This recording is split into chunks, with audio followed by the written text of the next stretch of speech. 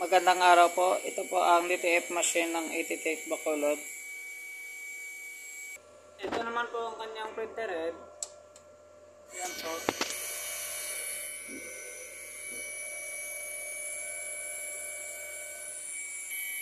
Head clean. Pagkatapos natin mag-head clean, punasan natin yung wiper.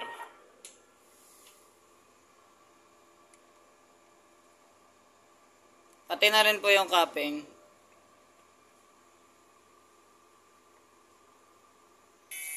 Nozzle test.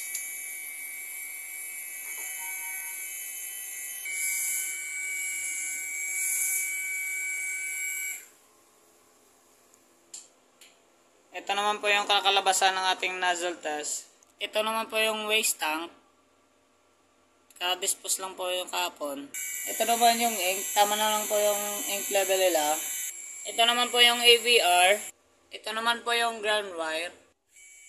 Dito naman po nakalagay yung mga ink ko. At saka powder. Yan po. Dito naman po nakalagay yung mga film.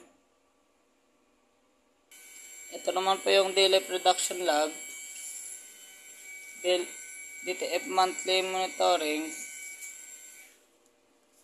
Ito naman po yung consumables. White, black, yellow, magenta, cyan, film, at saka powder. Updated na rin po yung sa system ng DTF weekly monitoring at daily output. Yan lang po. Maraming salamat.